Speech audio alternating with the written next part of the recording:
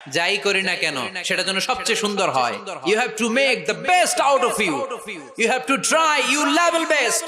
তোমার সাধ্যের যতটুকু আছে তার সবটুকু করতে হবে, বাকি বরকত আর কল্যাণ আমাদেরকে দান করবে কে? বিষ্ণু ইসলাম কখনো অলসতাকে উৎসাহিত করেন নাই, ভিক্ষাবৃত্তিকে উৎসাহিত করেন নাই, তিনি পরিশ্রমকে এপ্রিশিয়েট করেছেন। এক সাহাবী রাদিয়াল্লাহু তাআলা আনহু এসে বললেন, ইয়া রাসূলুল্লাহ, আমাকে কিছু দান করেন, আ'তিনি শাইআন। বিষ্ণু বললেন, তুমি ভিক্ষা করো, তোমার ঘরে কিছু নাই? সাহাবী বললেন, লা ইয়া রাসূলুল্লাহ, কিছু নাই। বিষ্ণু ইসলাম আবার প্রশ্ন করলেন, কিছুই নাই? সে বলল, হ্যাঁ আছে। কি আছে? একটা জামা আছে, জামা, আর আছে একটা পানি খাওয়ার জগ। দুইটা জিনিস আছে, একটা কি আর একটা পানি খাওয়ার জগ। বিষ্ণু বললেন, দুইটা নিয়ে আস। সাহাবী রাদিয়াল্লাহু তাআলা আনহু জামার জগ নিয়ে এসে বিষ্ণু ইসলামের হাতে দিলেন। বিষ্ণুনবী জামার জগটা ধরে বললেন, মাইয়াশতারি হাযাইন, কে আছো আমার সাহাবীদের মধ্যে এই দুইটা জিনিস কিনতে চাও? এক সাহাবী দাঁড়িয়ে বললেন, ইয়া রাসূলুল্লাহ, ইয়া হাবিবাল্লাহ, আনা আশতারিহিমা বিদিরহাম। এই দুইটা জিনিস, একটা জামা, একটা পানি খাওয়ার জগ, আমি 1 দিরহাম দিয়ে কিনে নিতে চাই। পড়েন সুবহানাল্লাহ। বিশ্বনবী বললেন, 1 দিরহাম তো কম হয়ে যায়, 1 দিরহামের চেয়ে বেশি দিয়ে কেনার মতো যদি কেউ থাকে একটু হাত তোলো।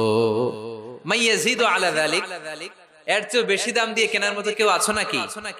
আরেক সাহাবী হাত তুলে বললেন, ইয়া রাসূলুল্লাহ, ইয়া হাবিবাল্লাহ, আশতারিহিমা বিদিরহামাইন, আমি 1 দিরহাম নয়, আপনার সম্মানে 2 দিরহাম দিয়ে জিনিসগুলো কিনে নিতে চাই। 2 দিরহাম। বিষ্ণু বললেন, ওকে ফাইন, ডান, 2 দিরহামে বিক্রি হয়ে যাবে। দিয়ে দেয়া হলো। 2 দিরহাম নিয়ে বিষ্ণু ইসলাম ওই আগন্তুক ভিক্ষুক সাহাবীর হাতে দিয়ে বললেন, যাও, 1 দিরহাম দিয়ে তোমার পরিবার পরিজনদের জন্য খাবার কিনে নিয়ে যাও, আর 1 দিরহাম দিয়ে একটা কুঠার কিনে নিয়ে আস।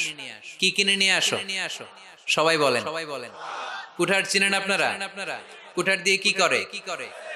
গাছ কাটে। ওই সাহাবী আর 1 দিরহাম দিয়ে একটা কুঠার কিনে নিয়ে আসলেন। বিশ্বনবী সাল্লাল্লাহু আলাইহি ওয়াসাল্লাম নিজ হাতে ওই কুঠারের একটা হাতল লাগায় দিলেন। সুবহানাল্লাহ পড়তে পারলেন না মজা করে? হাতল ছাড়া কুঠার ধরা যায়? ধরা যায় না। বিশ্বনবী কাঠের একটা হাতল লাগায় দিলেন। এই হাতলটা দিয়ে বিশ্বনবী বললেন, try to imagine the attitude of the last messenger Muhammad সাল্লাল্লাহু, he changed the world for the better and made us better creature. তার নাম কি? কি নাম? He was Muhammad sallallahu alayhi wa sallam. Muhammad, mercy upon mankind, teacher of all mankind, Abul Qasim, Ya Habibi, Ya Muhammad, Ya Shafi'i, Ya Muhammad, Khairu Khalqillahi Muhammad, Ya Mustafa, Ya Imam al-Mursalin, Ya Mustafa, Ya Shafi'al alamin. পড়েন সবাই। Ya Mustafa, Ya Imam al-Mursalin, Ya Mustafa, Ya Shafi'al alamin. He taught us to be just and kind, and to feed the poor and hungry, help the wafer and the orphan child, and to not be cruel and miserly. His speech was soft and gentle, like a mother stroking her child. His mercy and compassion were most radiant when his smile was Muhammad sallallahu alayhi wa sallam. Muhammad, mercy upon mankind, teacher of all mankind, Abul Qasim, Ya Habibi, Ya Muhammad, Ya Shafi'i, Ya Muhammad, Khairu Khalqillahi Muhammad, পড়েন সবাই। ইয়া মুস্তাফা ইয়া ইমামাল মুরসালিন ইয়া মুস্তাফা ইয়া শাফিআল আলামিন ইয়া মুস্তাফা ইয়া ইমামাল মুরসালিন ইয়া মুস্তাফা ইয়া শাফিআল আলামিন মুহাম্মদ। সুবহানাল্লাহ পড়েন। He was Muhammad sallallahu alayhi wasallam. বিশ্বনবী নিজ হাতে ওই সাহাবীর কুঠারের ভেতরে একটা হাতল লাগায় দিলেন। ঘটনা মনে আছে নাকি নাশিদ শুনে ভুলে গেছেন? ঘটনা মনে আছে সবার? তিনি হাতল লাগায় দিলেন আর বললেন, যাও, গায়ে শক্তি আছে, তাগড়া যুবক, এই কুঠার নিয়ে জঙ্গলে যাও, জঙ্গলে যে কাঠ কাটো, লাকড়ি বানাও, বাজারে যে বিক্রি করো। লা ইয়াহতাতিবা আহাদুকুম হাজমাতান ফি যাহরিহি খায়রুম মিন আই ইয়াসআলা আহাদান ফায়ুতিয়াহু আও ইয়ামনাহু। যাদের গায়ে জোর আছে, শক্তি আছে, পরিশ্রম করে লাকড়ির বোঝা পিঠে নিয়ে বাজারে বিক্রি করা অনেক ভালো কারো কাছে হাত পাতার চেয়ে। কারণ তুমি হাত পাতলে লোকজন তোমারে দিতেও পারে, নাও দিতে পারে, কিন্তু পরিশ্রম কখনো বৃথা যায় না। What is the moral of the story? রাসূল সাল্লাল্লাহু আলাইহি ওয়াসাল্লামের প্রফেটিক স্টোরি থেকে আমাদের শিক্ষা কি? বিশ্বনবী বললেন, যাও, কাঠ কেটে নিয়ে আসো। লা উরিদু আন আরাকা 15 আইয়াম, সামনের 15 দিন আমি যেন আমার চোখ দিয়ে তোমারে আমার আশেপাশে ঘুরঘুর করতে না দেখি। সাহাবী চলে গেলেন, কাঠ কাটতে আরম্ভ করলেন, বাজারে বিক্রি করতে আরম্ভ করলেন। 15 দিনের ব্যবধানে 10 দিরহাম নিয়ে বিশ্বনবীর দরবারে ওই সাহাবী হাজির হয়ে গেলেন। 10 দিরহাম নিয়ে হাজির হয়ে গেলেন। এসে বলেন, ইয়া রাসূলুল্লাহ, ইয়া হাবিবাল্লাহ, আমি আর দরিদ্র না, আমি আর ভিক্ষা করি না, আমি নিজের পায়ে দাঁড়িয়েছি, আমি স্বাবলম্বী হয়েছি, আমি অন্যান্য খেটে খাওয়া মানুষের মতো এখন উপার্জন করে আমার ফ্যামিলির চাহিদা মিটাই। পড়েন সুবহানাল্লাহ। What is the moral of the story? এই প্রফেটিক স্টোরি থেকে আমাদের জন্য শিক্ষা হচ্ছে, বিষ্ণু ঈসা ইসলাম চাইলেই ওই 2 দিরহাম দিয়ে বলতে পারতেন, যাও, এটা দিয়ে খাবার কিনে খাও। দুপুরবেলা খাইতো, রাত্রে বেলা আবার যাকাতের লাইন ধরতো। কথা কন। তার মানে বিষ্ণু ঈসা ইসলাম কাজের প্রতি উৎসাহিত করেছেন। 2 নাম্বার লেসন বা শিক্ষা হচ্ছে, বিশ্বনবী সাল্লাল্লাহু আলাইহি ওয়াসাল্লাম পার্মানেন্ট সলিউশন করে দিয়েছেন, স্থায়ী সমাধান। ঠিক কিনা? আমরা প্রায় যাকাতের শাড়ি দেই, লুঙ্গি দেই, আছে না নাই? আলহামদুলিল্লাহ আপনাদের গাজীপুরে বোধহয় এগুলো নাইটাই, এখানে নাই, আছে। যদি থেকে থাকে এই ট্র্যাডিশন আপনারা বন্ধ করবেন। যাকাতের শাড়ি বলতে কোনো শাড়ি নাই, যাকাতের লুঙ্গি বলতে কোনো লুঙ্গি নাই। কারণ যাকাতের শাড়ি আর জাকাতের লুঙ্গি যদি আপনি বিতরণ করেন আর সামান্য সয়াবিন তেল আর চাল ডাল যদি আপনি প্যাকেট করে দিয়ে দেন, তাহলে 1 মাস পরে আবার যে সে আরেক জায়গায় জাকাতের লাইনে দাঁড় হয়ে যাবে। চিল্লা এখন ঠিক কিনা? এজন্য আপনাকে পার্মানেন্ট সলিউশনের ব্যবস্থা করতে হবে। আমি সব জায়গায় বলি যে প্রতিটি জেলার বিজনেস ম্যাগনেট যারা আছেন তারা সবাই মিলে একটা জাকাত ম্যানেজমেন্ট প্ল্যাটফর্ম গড়ে তুলুন। সেখান থেকে এমন ভাবে জাকাত দিন যাতে মানুষ স্বাবলম্বী হতে পারে। স্বাবলম্বী বানানোর জন্য, দারিদ্র বিমোচনের জন্য জাকাত এসেছে, জাকাতের শাড়ি লুঙ্গি বিতরণের জন্য নয়। আর জাকাতের শাড়ি এত পাতলা, মশারি কি পাতলা, এর চেয়েও পাতলা। দেখছেন কখনো? এটার একবার ধোয়ার পরে দ্বিতীয়বার পরা যায় না। একবার ধোয়ার পরে শাড়ির দিকে তাকাইলে শাড়ি আমনের দিকে বেশকি মেরা থাকবে। কথা বলেন ঠিক কিনা? এইভাবে শাড়ি লুঙ্গি দেয়া যাবে? এভাবে তো শাড়ি লুঙ্গি বিতরণ করলে যারা লাইন ধরে জাকাত নিতে আসলো এই আল্লাহর বান্দাদেরকে অপমান করা হয়। আর আল্লাহ বললেন, ওয়ালাকাদ কাররামনা বানি আদম, আমি পুরো বানি আদমকে সম্মানিত করেছি। ফেরেশতার সম্মান বেশি না মানুষের? বুঝা শুনে বললেন। কার? তুমি মাটির আদমকে প্রথম সৃষ্টি করিয়া ঘোষণা করিয়া দিলে শ্রেষ্ঠ বলিয়া, তাই তো নূরের ফেরেশতা করে আদমকে সেজদা। সুবহানাল্লাহ পড়েন। তাই তো নূরের ফেরেশতা করে আদমকে সেজদা, সবার চেয়ে সম্মান দিলে মাটির আদমকে। পড়েন আল্লাহু আল্লাহু তুমি জাল্লে জালালুহু, শেষ করা তো যায় না গে তোমার গুণগান। আল্লাহু আল্লাহু, সুবহানাল্লাহ পড়েন। আহা, মানুষের মর্যাদা সবচাইতে বেশি। এজন্য যাকাত যারা নিতে আসে তাদেরকে অপমান করা যাবে না। এর কারণ যাকাত দিয়ে আপনি কোনো করুণা করেননি, বরং ওরা যাকাত নিয়ে আপনাকে এই ফরজ ইবাদত করার সুযোগ করে দিয়ে আপনার প্রতি করুণা করে গিয়েছে। আওয়াজ করে বলেন ঠিক কি না? অনেকে মনে করে আমি যাকাত দিয়ে আমি মনে দয়া করছি, আমি মনে হয় করুণা করছি। আচ্ছা, যারা গরিব ওরা যদি যাকাত না নেয় ওর সমস্যা আছে? নিমুনা যাকাত। কিন্তু আমি যদি বলি দিমুনা, আমার খবর আছে না নাই? আমার জন্য দেয়া ফরজ, ওর জন্য নেয়া ফরজ না। তাই আমি দিয়ে করুণা করিনি, ও আমার কাছ থেকে যাকাত নিয়ে জাহান্নামের আগুন থেকে আমাকে বাঁচিয়ে ও আমাকে দয়া দেখিয়েছে।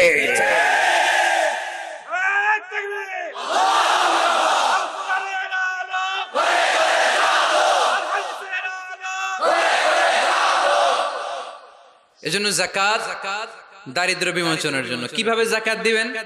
আপনি যাকাতের টাকা দিয়ে খেয়াল করবেন, একটু ক্রস চেক করে নিতে হবে, ডবল চেক করে নিতে হবে। যেই ফ্যামিলিতে যাকাত দিবেন কর্মক্ষম উপার্জনের মতো করতে পারে এরকম ছেলে আছে কিনা, থাকলে ওর একটা অটো রিকশা কিনে দেন, সিএনজি কিনে দেন। ওই সিএনজি চালিয়ে ওর ফ্যামিলিটা দিব্যি চলে যাবে, ঠিক কিনা? ওরা একটা অস্ট্রেলিয়ান গাভী কিনে দেন, ওই গাভীর দুধ বিক্রি করে ফ্যামিলিটা স্বাবলম্বী হয়ে যাবে, ঠিক কিনা? লক্ষ্মীপুরে আমি ওয়াজ করলাম, বললো হুজুর আমরা এইভাবে একটা যাকাত ম্যানেজমেন্ট প্ল্যাটফর্ম গড়ে তুলেছি, এখানে আমরা টাকা জমিয়ে জমিয়ে আমাদের এলাকার যে সমস্ত ছেলেগুলো কর্মক্ষম, তাদের ঘরে টাকা পয়সা নাই, আমরা যাকাতের টাকা দিয়ে ওদেরকে প্রবাসী বানিয়ে দেই, বিদেশে পাঠিয়ে দেই। ওর কষ্ট অর্জিত সম্পদ দিয়ে ওর ফ্যামিলি এখন দেদারসে চলছে, কোনো যাকাতের লাইনে যে তারা নিজেদেরকে আর অপমান বোধ করছে না। এইভাবে যাকাত দিতে হবে। দিলটারে একটু খোলেন, হাতটারে একটু খোলেন, তাহলে হৃদয়টারে খুলে দিবে কে? দে যাকাত, দে যাকাত তোরা দে রে যাকাত, দে যাকাত, দে যাকাত তোরা দে রে যাকাত। তোর দিল খুলবে পরে, আগে খুলু খাত। দে যাকাত, দে যাকাত তোরা দে রে যাকাত। পড়েন আমিন। এই যাকাতের মাধ্যমে আমরা আমাদের বাংলাদেশকে স্বাবলম্বী করতে চাই। রাজি আছেন সবাই? সংঘবদ্ধ প্রচেষ্টায় যাকাত আদায় করতে রাজি আছেন? বিশ্বনবী সাল্লাল্লাহু আলাইহি ওয়াসাল্লাম চাইলেই 2 দিরহাম দিয়ে বিদায় করে দিতে পারতেন, কিন্তু বিশ্বনবী সাল্লাল্লাহু আলাইহি ওয়াসাল্লাম তাকে কাজের প্রতি উৎসাহিত করলেন, পার্মানেন্ট সলিউশন দিলেন। এজন্য অলসতার সাথে ইসলামের কোনো সম্পর্ক আছে? আওয়াজ করে বলেন, অলসতার সাথে সম্পর্ক আছে? অলসতাকে যেন আজকে আমরা কি বলে দিছিলাম? ভুলে গেছি। আরো জোরে। অলসতাকে আজকে আমরা নো বলে দিছি। আমরা কর্মক্ষম। আরে অলস তো হয় মুনাফিকেরা, অলস হয় কারা? وَإِذَا قَامُوا إِلَى الصَّلَاةِ قَامُوا كُسَالَى يُرَاءُونَ النَّاسَ وَلَا يَذْكُرُونَ اللَّهَ إِلَّا قَلِيلًا। সুবহানাল্লাহ পড়েন। মুনাফিকরা যখন নামাজে দাঁড়ায় অলস হয়ে দাঁড়ায়, সোজা হয়ে দাঁড়ায় না। মসজিদে নববীর কাতারগুলোর মধ্যে মুমিনদের সাথে যখন মুনাফিকেরা দাঁড়াতো, অলসের মতো দাঁড়াতো, দেয়ালের মধ্যে হেলান দিয়ে দাঁড়াতো। এরকম আছে না অনেকে? অলস। কিন্তু আমরা যারা মুমিন, আমরা নামাজে দাঁড়ালে কি আমাদের হৃদয়ে অলসতা আসে নাকি হৃদয়টা সজীব হয়ে ওঠে? আমাদের হৃদয়কে নামাজে দাঁড়ালে সজীব করে দেয় কে? ইয়াকিদু শাইতানু আলা কাফিয়াতি রাসি আহাদিকুম ইযা হুয়া নাম। আমরা যখন রাতে ঘুমোতে যাই, শয়তান আমাদের মাথার পিছনে অলসতার 3টা গিট মারে। কি মারে? এই যে রশি দিয়ে এরকম বাঁধে, যে এটার গাজীপুরে আপনারা কি বলেন? গিট্টু। হ্যাঁ, গিট্টু। আচ্ছা, তো শয়তান আমরা যখন ঘুমোতে যাই আমাদের মাথার পেছনে অলসতার 3টা গিট্টু মারে। আমরা যখন ঘুম থেকে উঠে ফাইনিস্তাইকাযা ওয়া যাকারাল্লাহ, ঘুম থেকে ওঠার দোয়া পড়ে আলহামদুলিল্লাহিল্লাযী আহইয়ানা বা'দা মা আমাতানা ওয়া ইলাইহিন নুশুর, আমরা ঘুমালেই 3টা গিট্টু মেরে শয়তান একটা মন্ত্র পড়ে দেয়, আলাইসা লাইলুন তাওয়িলুন ফারকুদ। আরে ঘুমা, অনেক লম্বা রাত। আরে ঘুমা, অনেক লম্বা রাত। আরে আরামসে ঘুম মার, অনেক লম্বা রাত। এই মন্ত্র পড়ে 3টা গিট মারে। আমরা যখন ঘুম থেকে উঠে ঘুমের দোয়া পড়ে ফেলি, একটা গিট্টু খুলে দেয় কে? আবার ঘুম থেকে উঠে দোয়া পড়ার পরে ফাইদা তাওয়াদ্দা ইন হাল্লাত উকদা, ওয়াশরুমে ঢুকে ইস্তেনজা করে যখন আমরা ওযু করে ফেলি, অলসতার 2য় গিট্টু খুলে দেয় কে? ফাইন সাল্লাত ইন হাল্লাত উকদা, ওযু করার পরে মুসাল্লা বিছিয়ে যখন নামাজের জন্য দাঁড়িয়ে যায়, অলসতার 3 নাম্বার গিট্টুটাও খুলে দেয় কে? فأصبح نشيطا طيب النفس. He become enthusiastic. He become very active. He become very energetic. Vishnu ঈসা ইসলাম বললেন তখন সে এনার্জেটিক হয়ে ওঠে, অ্যাক্টিভ হয়ে ওঠে, সজীব হয়ে ওঠে। তাহলে সালাত আমাদেরকে অলস বানায় না, সালাতে আমরা সজীব হই। সালাতে অলস হয় যারা মুনাফিক, তারা চিল্লায় বলেন ঠিক কি না? এজন্য বিষ্ণু বললেন কাজে লজ্জা নাই, আমি কাজ করে খাই। মা বাসাল্লাহু নাবিয়ান ইল্লা রাআল গানাম। বুখারীর বর্ণনায় বিশ্বনবী বললেন পৃথিবীর বুকে এমন কোন নবী নাই যেই নবীকে দিয়ে আল্লাহ ছাগল চড়ায় নাই। সুবহানাল্লাহ পড়েন। মা বাসাল্লাহু নাবিয়ান ইল্লা রাআল গানাম, ছাগল চড়ায় নাই এমন কোন নবী পৃথিবীতে আসে? সাহাবারা বললেন ইয়া রাসূলুল্লাহ বলেন কি?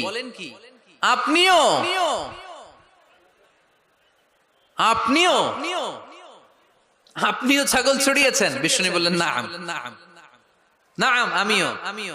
ওয়া ইন্নী কুনতু আরআহা আলা কারারিতি আহলি মক্কা, আমি তো অল্প কিছু পারিশ্রমিকের বিনিময়ে মক্কা শহরের লোকদের ছাগলগুলো চড়িয়ে দিতাম। সুবহানাল্লাহ বলতে অনেক কষ্ট হয়েছে। বিশ্বনবী ছাগল চড়িয়ে খেতেন। কি নবী ছিল আমার! আহা, এত সুন্দর মানুষ, এত পরিচ্ছন্ন মানুষ, ছাগল চড়াতেন। অহংকার করতেন না, বিশ্বনবীর অহংকার ছিল না। সুবহানাল্লাহ পড়েন। শুধু কি বিশ্বনবী, সব নবীকে দিয়ে আল্লাহ ছাগল চড়িয়েছেন। কারণ ছাগল হচ্ছে খুব টেরা একটা প্রাণী, তাই না? ছাগল এত টেরা, ছাগলের গলার রশি ধরে যদি আপনি ডানে টান দেন, এটা কোন দিকে যাবে? বায়ে টান দিলে, সামনে টানলে, পিছনে টানলে পারা যায় কিছু? ভাবলেন সারা সপ্তাহ ব্যস্ত থাকে, আজকে আমার ছুটি, আমিও গোসল করি, এটারও গোসল করাই। রশি ধরে আপনি পুকুরে নামাবেন, এটা ওর বাপের কিরা এমনি দাঁড়াবে, ঠিক কিনা? পুরো টেনে নামানো যায় না। এর কারণ ওর নাম কি? কথা কয় না। এজন্য আমরা বলি পাগলে কিনা কয়, ছাগলে কিনা খায়। ও বুঝে না তো, ওর ভালো চাইলে ও বুঝতে চায় না। আল্লাহ বুঝাতে চাইলেন নবীরা ছাগল চড়াও, সবচেয়ে টেরা প্রাণী। ছাগল চড়ায় তোমাদেরকে ট্রেনিং পিরিয়ড শেষ করছি, কারণ এরপরেও ছাগলের চেয়ে আরেকটা টেরা প্রাণী আছে, মানব জাতি, এদেরকে চড়াইতে হবে। যদিও মানুষ আশরাফুল মাখলুকাত, কিন্তু মানুষের মধ্যে ছাগলের চেয়ে টেরা কিছু আছে না নাই? উলাইকা কাল আনআম বাল হুম আদাল, এরা ছাগল নয়, এগুলো ছাগলের চেয়েও নিকৃষ্ট। চিল্লায় বলেন ঠিক কি না?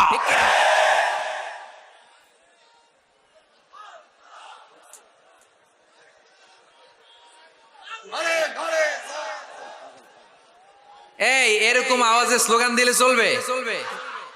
আওয়াজ করে একজন স্লোগান দাও তো, কোরআনের স্লোগান দাও একজন, আওয়াজ করে।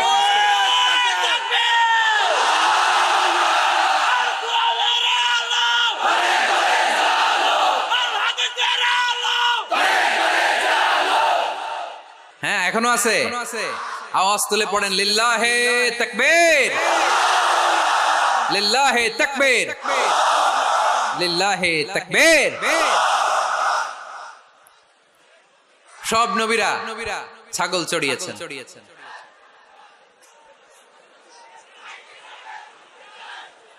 মাশাআল্লাহ, মাশাআল্লাহ, আল্লাহ কবুল করুক। এমন কোন নবী নাই যেই নবী ছাগল চড়ায় নাই। সুবহানাল্লাহ পড়তে হবে। সব নবীরা কাজ করে খেয়েছেন। সাইয়েদনা আদম আলাইহিস সালাম, ইব্রাহিম আলাইহিস সালাম চাষাবাদও করেছেন। সাইয়েদনা মুসা আলাইহিস সালাম চাষ করেছেন। দাউদ আলাইহিস সালাম নিজ হাতে বর্ম বানিয়েছেন, ছুরি বানিয়েছেন। আওয়াজ করে পড়েন সুবহানাল্লাহ। তাহলে কাজে কোনো লজ্জা আছে? লজ্জা কিসে? আর আজকের মাহফিল থেকে অলসতাকে আমরা কি বলে দিয়েছি? কাজের সময়, নামাজের সময় কাজে কোনো লজ্জা নেই। বিষ্ণু ইসলাম কাজ করে খেতে বলেছেন। প্রিয় ভাইয়েরা, বেশিরভাগই এখানে ফ্যাক্টরি ওয়ার্কার। আপনারা হাত তুলে আমাকে জানান দিয়েছেন শুরুতে, কর্মজীবী মানুষদেরকে বিশ্বনবী এত ভালোবাসতেন, মেহনতি মানুষদেরকে এত পছন্দ করতেন। বিদায় হজের ভাষণেও বাদ যায়নি মেহনতি মানুষদের কথা। তিনি বলেছেন খবরদার খারাপ আচরণ করবে না, নিজেরা যা খাবে তাদেরও তা খাওয়াবে। নিজেরা যা পড়বে তাদেরকেও তা পড়াবে। আতুল আজিরা আজরাহু ক্বাবলা আইয়াজিফা আরাকু, সুনানি ইবনে মাজার হাদিস। শ্রমিকের ঘাম শুকিয়ে যাওয়ার আগে তার পারিশ্রমিক দিয়ে দাও। আবার বিশ্বনবী বললেন, খবরদার, সালাসাতুন আনা খাসমুহুম, কিয়ামতের দিন 3 শ্রেণীর ব্যক্তির বিরুদ্ধে আমি আল্লাহ নিজে মামলা দায়ের করব। এক শ্রেণীর ব্যক্তি হচ্ছে রাজুলুন ইস্তাওফা আজিরান, ইস্তাআজারা আজিরান ফাস্তাওফা মিনহু ওয়া লাম ইউতি আজরা, যে ব্যক্তি শ্রমিক ভাড়া করে কাজ করালো কিন্তু তার টাকা দেয় নাই, তার পারিশ্রমিক দেয় নাই। আল্লাহ বলেন, কিয়ামতের দিন তোর বিরুদ্ধে আমি দাঁড়াবো। I will be against you in the day of judgement. কেউ তোরে কিয়ামতের দিন সাহায্য করে ছুটাতে পারবে? এজন্য খবরদার, শ্রমিকদের সাথে খারাপ আচরণ করবেন না। আবার শ্রমিক ভাইরাও যারা আছেন, আপনাদের ডিউটি যত ঘন্টা ঠিক তত ঘন্টাই পালন করতে হবে, তা না হলে কিন্তু আপনাদের উপার্জন হালাল হবে না। বিশ্বনবী সাল্লাল্লাহু আলাইহি ইসলামের সাথে বিশ্বনবী সাল্লাল্লাহু আলাইহি ইসলামের কর্মচারীর কি ঘটেছিল এই ঘটনাটা বলেই আজকে আমরা শেষ করব। আওয়াজ করে পড়েন ইনশাআল্লাহ। আমরা অনেকে মাইক পেলে বড় বড় ভাষণ দেই, কাজের মেয়েদের সাথে খারাপ আচরণ করবেন না, শ্রমিকদের অধিকার, নারীদের অধিকার, বড় বড় এরকম বক্তব্য আছে না নাই? বিশ্বনবী শুধু শ্রমিকদের অধিকারের কথা বক্তব্যের মধ্যে সীমাবদ্ধ রাখেন নাই, ওনার ব্যক্তিগত জীবনেও এগুলো পাবেন। বিশ্বনবী সাল্লাল্লাহু আলাইহি সাল্লামের অ্যাপয়েন্ট করা শ্রমিক, ওনার দাস, ওনার কর্মচারী সাহাবীর নাম ছিল আনাস রাদিয়াল্লাহু তাআলা আনহু। কি নাম ছিল? উনি বিশ্বনবীর ব্যাপারে কি কমেন্টস করছে আমরা শুনে আজকের আলোচনার ইতি টানবো। আওয়াজ করে পড়তে হবে ইনশাআল্লাহ। সাধারণত কর্মচারীরা মালিকের বিরুদ্ধে ভালো কথা বলে, ইল্লা মাশাআল্লাহ। অনেক মালিক আছে অনেক ভালো, তাদের ব্যাপারে আবার ভালো বলে। সাধারণত কারো ব্যাপারে যদি আপনি তথ্য নিতে চান, আপনি তার ওয়াইফের কাছ থেকে তথ্য নেন, তার কর্মচারীর কাছ থেকে নেন, তার বাড়ির দারোয়ান থেকে নেন, তার ঘরের কাজের মহিলার কাছ থেকে নেন, তার ড্রাইভারের কাছ থেকে নেন, তাহলেই তার ব্যাপারে আসল সব তথ্য বের হয়ে আসবে। দেখুন বিশ্বনবীর কর্মচারী বিশ্বনবীর ব্যাপারে কি বলে। সাহাবীর নাম সবাই বলতে হবে, সাহাবীর নাম রাদিয়াল্লাহু তাআলা আনহু। উনি বললেন, বিশ্বনবী যখন মক্কা থেকে মদিনায় হিজরত করলেন, হাজার হাজার মদিনাবাসী বিশ্বনবীর সাথে দেখা করতে গেল। যারাই দেখা করে সবাই বিশ্বনবীর হাতে কিছু না কিছু হাদিয়া দেয়। যারাই দেখা করে হাতে করে বিশ্বনবীর হাতে কিছু না কিছু দিয়ে দেয়। সুবহানাল্লাহ পড়েন। তাহাদাও তাহাব্বু, একে অপরকে হাদিয়া দিবেন, মহব্বত বাড়ায় দিবে কে? হাজবেন্ড স্ত্রীকে গিফট করবেন, স্ত্রী আবার হাজবেন্ডকে গিফট করবেন, বন্ধু বন্ধুকে গিফট করবেন, গার্লফ্রেন্ড আবার বয়ফ্রেন্ডের গিফট করতে যায় না। তাহলে ভেজাল আছে না নাই? চেক এন্ড ব্যালেন্স করতে হবে। আমি প্রায় বলি, ভালোবাসবেন জায়গা মতো। স্ত্রীকে ভালোবাসলেও সওয়াব আছে না নাই? স্ত্রীর সাথে অন্তরঙ্গ সময় কাটালেও সওয়াব আছে না নাই? কিন্তু এই সময় যদি শালীর সাথে কাটান, ঝামেলা আছে না নাই? ভাবির সাথে কাটালে ভেজাল আছে না নাই? যারাই বিশ্বনবীর সাথে দেখা করে সবাই বিশ্বনবীর হাদিয়া দেয়। সাইয়েদনা আনাস রাদিয়াল্লাহু তাআলা আনহু বর্ণনা করেন, আমার আম্মা যেন দেখা করতে আসলেন আমাকে নিয়ে, আমি ছোট্ট আনাস। আমার আম্মা জান দেখলেন, লাম ইউবকি রাজুলুন ওয়া লাম রাআতুন মিনাল আনসার ইল্লা আতহাফাকা বিতুহফাতিন ইয়া রাসূলুল্লাহ। আমার আম্মা এসে বলে, ও রাসূলুল্লাহ, মদিনার যারাই আপনার সাথে দেখা করতে আসলো সবাই এসে আপনারে হাদিয়া দেয়।